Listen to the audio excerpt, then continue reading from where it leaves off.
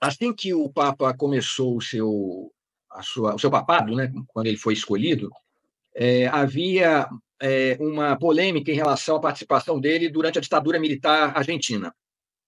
Se você procurar na internet charges minhas dessa época, você vai ver que eu fiz muitas charges críticas ao Papa Francisco, várias, né? Então, talvez seja um caso, seja uma situação em que eu me arrependo. Uma das poucas situações da minha carreira que eu me arrependo de ter feito. Porque ao longo do seu papado, ele se demonstrou uma pessoa realmente revolucionária. Porque, vamos lembrar, antes dele tinha o Ratzinger, que foi o sujeito responsável pela perseguição ao Boff, sujeito que fazia caça às bruxas, né, ideológicas lá no Vaticano, era o sujeito da Inquisição, né, o Ratzinger. Teve um passado na infância com a juventude hitlerista. O sujeito era, assim, uma influência maligna, né? A cara dele já dizia tudo. Né? E aí, quando ele foi forçado a renunciar, porque sabe-se Deus por quê, né? Mas ele deram um da-odesse nele, veio o Bergoglio, né? O Papa Francisco. E aí não se dava muito crédito ao Papa Francisco justamente por conta disso, né? Essa questão da participação dele na época da ditadura na Argentina. Mas aí ele se demonstrou realmente um sujeito muito comprometido com as causas sociais. Ele deu uma atualizada na Igreja Católica, né?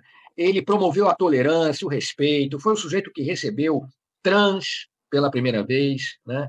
Ele chegou a dizer o seguinte, que ser homossexual não era crime, era pecado, mas não era crime. Quer dizer, ele foi responsável realmente por uma reforma, vamos dizer, né? Nos costumes, na visão de ser, né? na visão de mundo, na relação com os fiéis. Isso para fins da Igreja Católica, dos católicos. Mas, assim, uma das coisas que mais me chama a atenção, além do fato dele ter sido um sujeito comprometido com o fim de guerras, como no Sudão, né? Um sujeito muito reconhecido por núncios apostólicos lá na África, né? Bispos africanos têm ele em muito boa conta, né? Cabo Verde, Guiné-Bissau, África do Sul, Moçambique. A posição que ele teve em relação a Gaza foi algo que eu não vi nenhum Papa ao longo dessa colonização, dessa neocolonização da Palestina, eu nunca vi nenhum Papa tomar lado, como aconteceu com o Papa Francisco. O Papa Francisco denunciou, colocou com todas as letras o genocídio que acontece contra os palestinos. Então, isso é uma coisa inédita e foi muito corajosa por parte dele. O seu último discurso antes de morrer ontem foi uma denúncia a isso que o Papa se referiu, a essas ações israelenses que o Papa se referiu como terrorismo.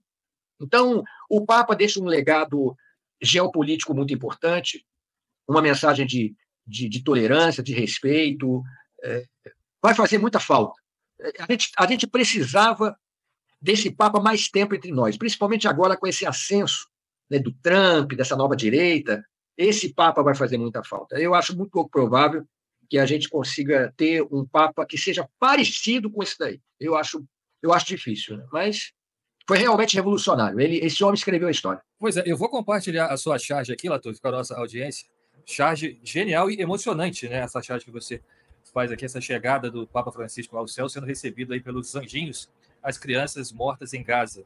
E a matança continua em Gaza, né, Latoufi? E você traz uma preocupação aí que deveria ser da humanidade. Alguém perguntou por que uma grande perda para a humanidade. O Latoufi acabou de dizer novamente aqui, nesse momento em que a humanidade vem se perdendo aí, nesse discurso da extrema-direita, figuras como o Papa Francisco, principalmente por ser líder aí do principal segmento cristão do planeta, digamos assim, é uma perda muito grande, né? E eu também tenho essa preocupação, Latoufi, porque eu acredito que o sucessor do Papa possa ser alguém alinhado à extrema-direita. E eu queria saber a sua opinião a respeito disso, e se caso isso aconteça, a situação dos palestinos em Gaza pode se complicar ainda mais. Olha, o Papa parece que ele, antes de morrer, ele deixou claro uma preocupação em relação a uma possível interferência do Trump nessa escolha, né, do novo Papa. Né? Porque, obviamente, ele já estava sabendo da sua condição de saúde e já vislumbrava qual seria o seu futuro, né? E ele não é à toa que o vice-presidente foi o vice-presidente dos Estados Unidos, né, Vance, foi lá visitá-lo, né? O mau presságio, inclusive. Então, assim, vamos torcer para que o Vaticano não tenha um representante dessa nova direita, dessa extrema direita, né? Porque seria um retrocesso, porque o Papa Francisco ele promoveu um avanço, né? O Papa Francisco foi o Papa dos nossos tempos. Inclusive, ele escreveu uma encíclica chamada Laudato Si, se não me engano, dedicada às questões ecológicas. Então, é um Papa realmente do nosso tempo, necessário para o nosso tempo. Claro, as pessoas não vivem para sempre, os papas já têm idade avançada e tal, mas, assim, ele cumpriu muito bem o seu papel, para além de ser um representante da Igreja Católica. A perda não é somente para... Eu, apesar de ter sido formado em Igreja Católica, não me considero um católico. Não pratico, não sou um sujeito religioso. Agora, só o fato, por exemplo, dele se preocupar com a matança em Gaza, em que você em Gaza tem cristãos, mas a maioria lá é muçulmana, então já demonstra que as preocupações humanitárias do Papa Francisco iam muito além da sua crença, né? Da igreja a qual ele defendia. Então, é uma perda muito grande, como você mesmo falou, para a humanidade. A morte desse Papa é uma perda para a humanidade.